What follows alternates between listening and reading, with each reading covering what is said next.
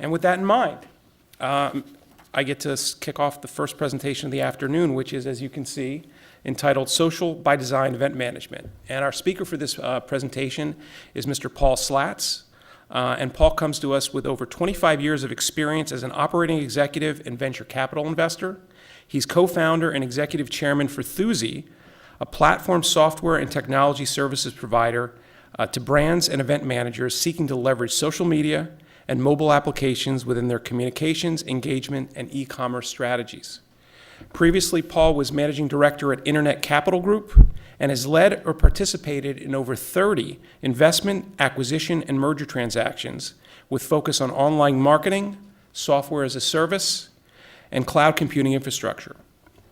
Paul's prior software industry experience also includes business development, product development, and sales management positions within SAP, Markham, and IBM, just a few small little companies you might have heard of. Now, Paul's going to speak to us in this presentation and describe about how event organizers are leveraging new ways to connect with fans and brand advocates, in particular through the integration of mobile applications and social media tactics, which enhance the overall event experience and, incidentally, drive substantial improvements in marketing ROI. So please join me in welcoming Paul Slaats.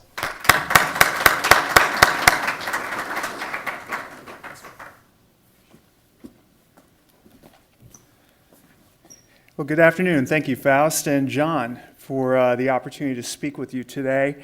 The way I see things, actually, Faust, did you grab the little clicker up there? Huh. Oh, here it is. Never mind. So it's a little bit of a change of pace, though, this afternoon, at least speaking for myself, from what we had this morning with these fantastic domain experts in sports marketing. I get to turn it a little bit on the other side of the coin this afternoon, at least to kick it off and talk a little bit about technology. And Thuzi is a company that we started about 4 years ago. And when we started the company, we were essentially a systems integrator helping big brands grapple with social media and mobile applications, in a sense before its time a little bit, because some of the programs we worked on included the earliest stages before there were fan pages and some of the early iterations of how brands even used social media. We were responsible, for example, for bringing the first corporate marketing executives to Palo Alto to Facebook for their very first briefing. And as you might expect, they were all in flip-flops and didn't quite know how to handle us. But the reality is we've been a partner of theirs as well as Twitter, and we've evolved our business, and starting about 18 months or so ago, many of our clients started to ask what we could start to do for them in event management and anything to do with experiential marketing. And we realized that much of what was required by these clients was stuff that we had already built or substantially created. So we embarked on turning that into a platform that I'll talk a little bit about this afternoon. So with that, actually, I got to go back to the beginning. Sorry. I don't know if I should have queued this thing up better. My bad. Same slide, but.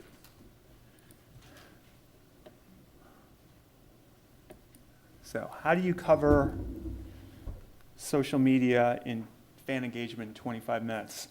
Well, to do that, I'll focus on 4 things: stakeholders, value drivers, provide some examples, and then give you sort of our point of view on the business case. I'll go through it as quickly as I can so we can have some time for questions at the end. As far as our view of stakeholders, beginning first with the fans, it's a good thing I didn't put a lot of market information. We saw a lot this morning from folks regarding what's going on in the market. I don't think I have to tell particularly the students in this room about what has been going on in terms of the impact of mobile and social. But how we characterize it right now, fans are fearless and connected. Mobile and social technologies dominate, and certainly as it relates to events and things that we do, they're extremely passionate. That includes not just about events and who they're fans of, but also certain brands. And all the communications now are what we call life event driven. It's not so much, sending emails back and forth and talking about stuff. It's more about talking about what am I doing and what's going on in my life. So when we start talking about what we provide as a platform, we characterize the fans as saying it's really all about the experience that you're able to create for them. Now, brands, on the other hand, have been spending gobs of money in experiential marketing without much focus on return on investment. That's been for a number of different reasons, but certainly the convergence of mobile and social and localization have changed their point of view on what their customer connections are. And we think also it's driving a good deal more interest because of the analytics and things you can do with it about what the ROI and measurement opportunities are.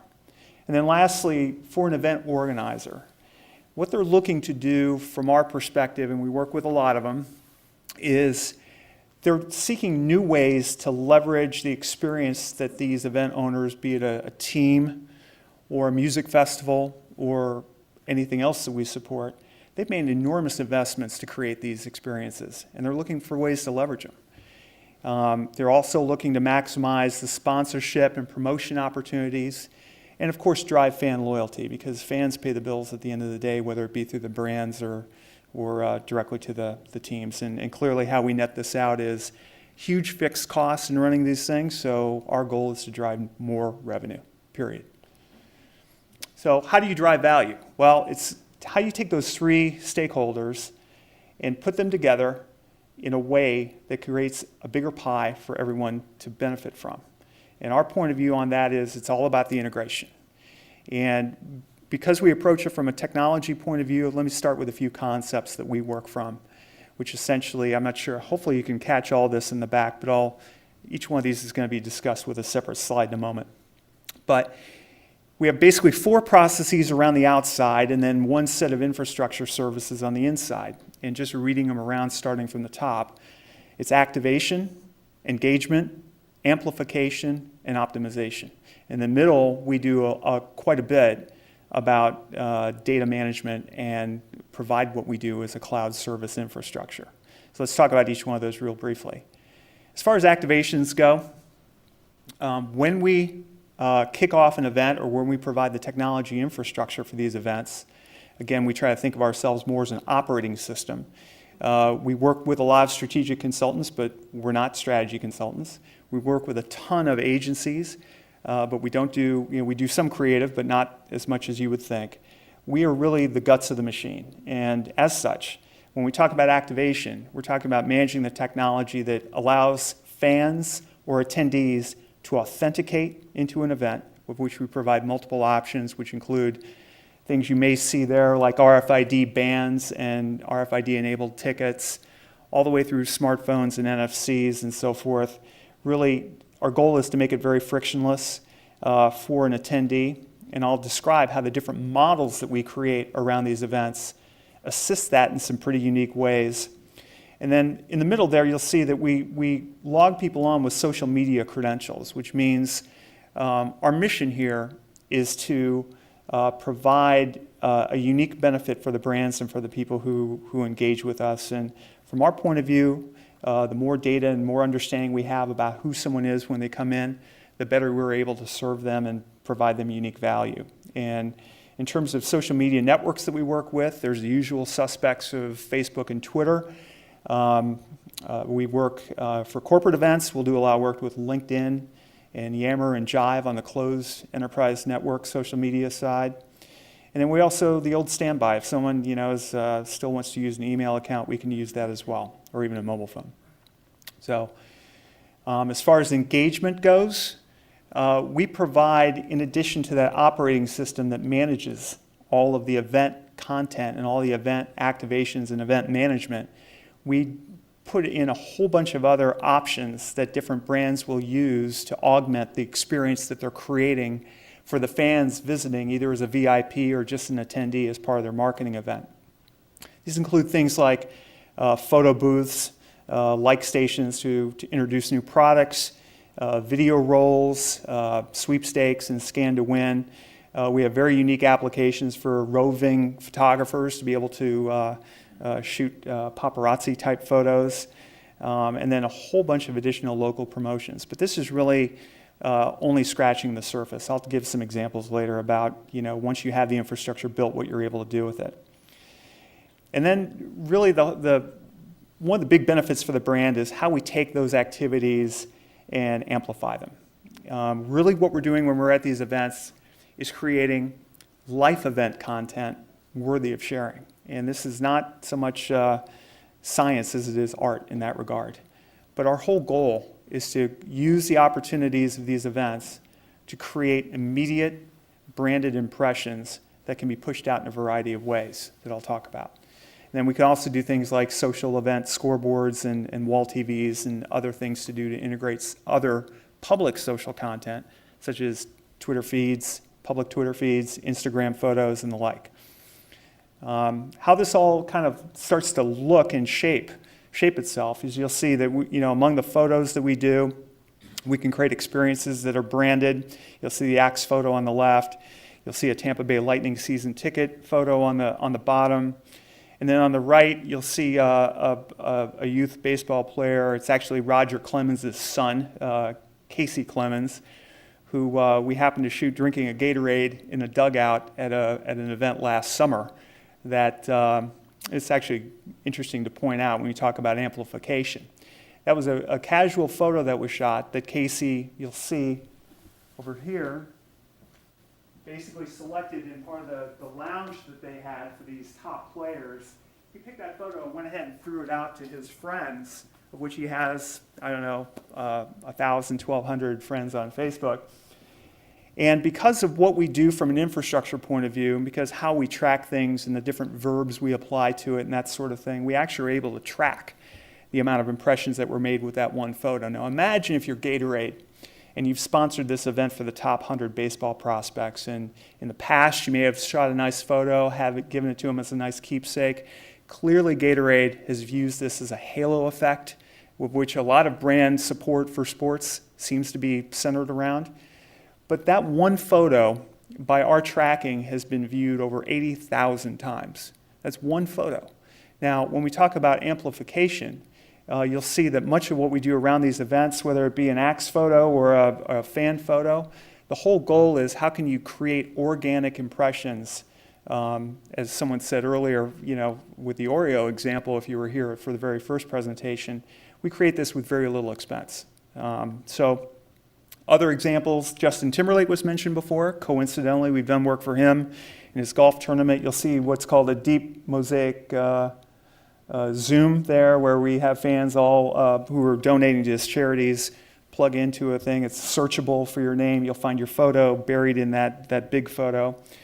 You'll see things that we've done to directly promote brands. In that case, it happens to be a Honda that is being displayed at the IndyCar events. IndyCar has 5 core sponsors I'll talk about, but that's one thing that we do there is run a sweepstakes inside the car.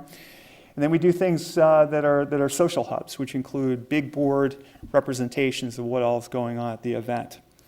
Again, this is just really scratching the surface. And some of the more interesting things that fans seem to like are the green screens, like stations around automobiles and in this case Under Armour products. All these things can be pushed out organically and very well. So how you leverage this for the long tail, though, is really where the opportunities are. And we've prided ourselves based upon the cloud infrastructure we've created and the big data we manage, and I can give you a ton of examples for applications we've written and how scalable they are. But our goal, though, is for the brands and for the event owners to have available to them all manners and forms of multi-layer tracking and dashboarding for at the program level, the event level, and even down to individual sponsors. This is a huge value when you talk about becoming a hub for an event like IndyCar, where we're essentially running their village for multiple brands, and thereby we can create it with the same infrastructure, with one RFID band, create an operating system that supports all the brands that are part of that village. That's a unique value proposition in our judgment. But really the key also is how you do the analytics and how you aggregate the data. How do you track the amplification results, as I provided with that example of that one photo before? And then what can you do beyond that? Retargeting is a big opportunity. How do you take the data that you have and do post-event retargeting? There's obviously a lot of data models you'll hear later on this afternoon, I believe probably more about this, but we're able to augment data that we have with outside data sources and create huge opportunities for retargeting and post-event promotions. We can do multi-year tracking of fans. And we, first and foremost, focus on integrating these into other marketing initiatives. And this includes things like ticketing, CRM, and other marketing systems that people have to integrate.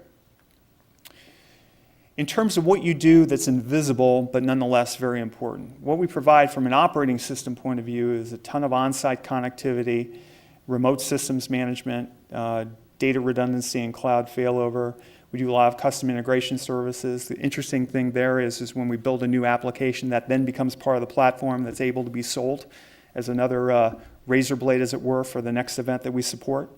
And then we have a ton of partner certifications. We've been a Facebook partner, as I said, for 4 years. We have a long-standing relationship with Microsoft. We've been running programs inside their cloud. We also use Amazon's cloud. We're close with Twitter and a bunch of other people. And we're very, very deep with them in that regard.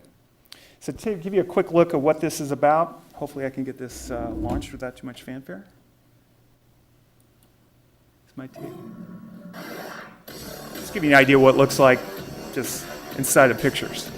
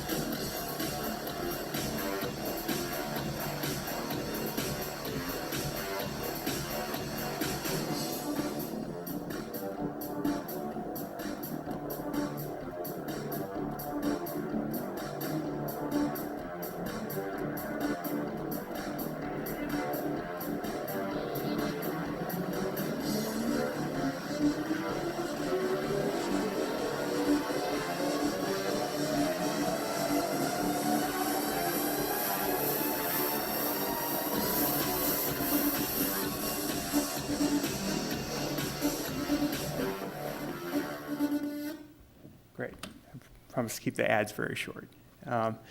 Now, going to the business case, I've covered a few of these things before.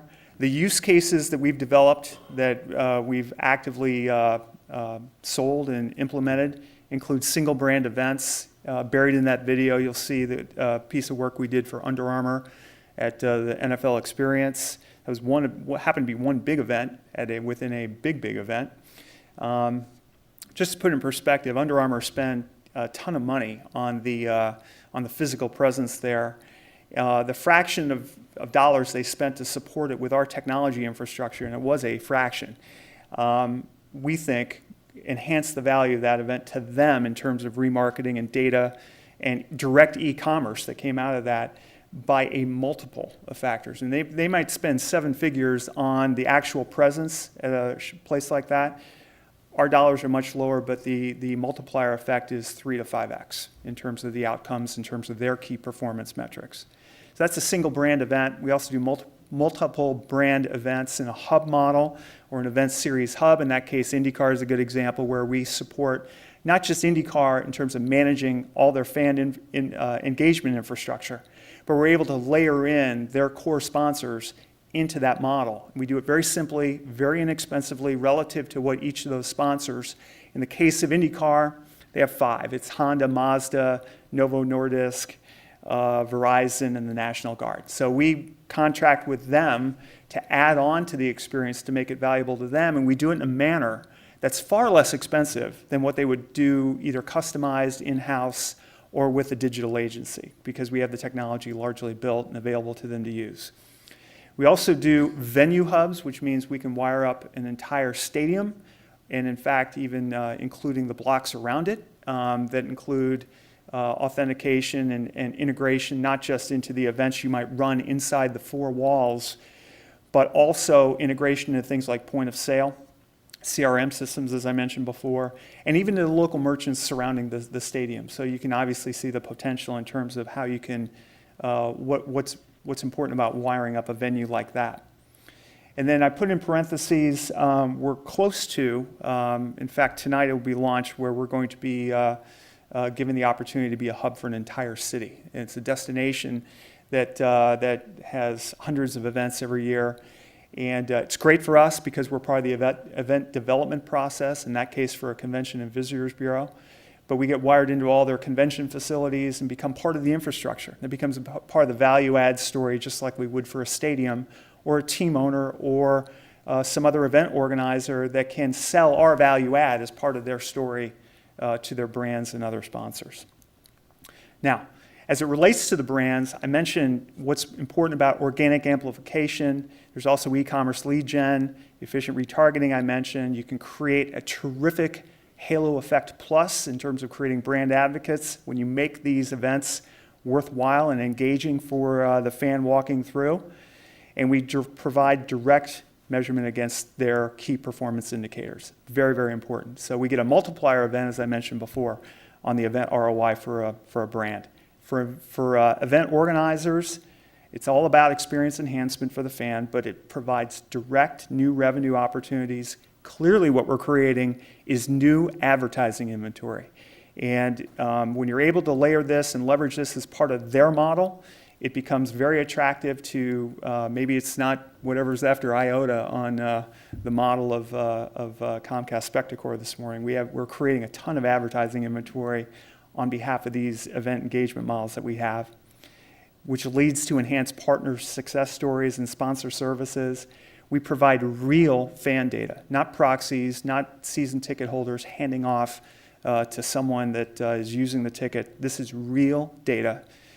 And most importantly, because teams can't afford to staff up with 30 engineers like we have, we provide an integrated, outsourced, and turnkey technology platform that we maintain very simply and easily and very inexpensively on behalf of our clients. So with that as a business case, I'll leave you with one final thought, and that's really directed at the students. It just happens to be a coincidence. It's worth noting, and this is a great headline. 5 years from now, chief marketing officers will be spending more on IT than current CIOs do. So the one thing I would encourage everybody in this room to do is become very familiar and very deep with the technology. And I don't mean as a user. I mean, take a programmer to lunch. Buy them a pizza, hang out with them a little bit, understand the challenges of creating these kinds of infrastructure things so that you can start to speak the language, because certainly the people in this room are going to be spending this money on behalf of the brands they're supporting or on behalf of the teams that you'll be working for. So with that, if there's any questions, I'd be glad to take them. I have a question, Paul. Let her in. So I'll be loud enough so everybody to hear me. When we sit and listen to the various speakers today and see the videos and things like that, one of the things that strikes me is that less and less of the attention of the sports property and the arena and the sponsor is the actual game. Mm-hmm. More of it is on everything that surrounds that game. Mm-hmm. So where does this all fit together? Is there a gestalt somewhere? Yeah, well, it's a great point. And growing up as a Chicago Cubs fan, I can guarantee you I didn't go to the game for the game. You go there to have a lot of fun with your friends. At that time, they didn't even have night baseball yet.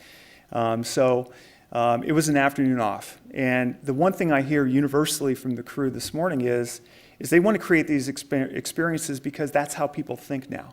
It's the game, but there's much more to the experience than what's actually going on in the field. How all these things fit together, the one thing I would say is the people who pay the bills, the fans and the brands, are all interested in taking advantage of how people are communicating today. And it goes back to what I said at the outset. People are more life event driven now. They want to do things with their friends. They want to communicate what they're doing. They want to have exciting things to do. And that's not just commenting about, who scored the last bucket or whatever. I love sports. And when I go to a game, I love watching the game. But, and in fact, even going back when we were doing work, for example, for an NFL team not to be named 3 years ago, the ownership there couldn't understand how someone would want to have a cell phone with them to check their fantasy league games when the game is going on in the field. Well, you know, it's been a learning curve, we'll put it that way. So it's part of evolving with the consumer, but it's connected and fearless. And that's how brands are approaching it. That's clearly how a lot of people in this room are approaching it. The thing I would encourage everyone to do is take the fear out of this. You have to experiment, you have to get out there, and you have to drive ROI because it makes the pie bigger for everybody. Hey. Great, well, thank you very much. Great team.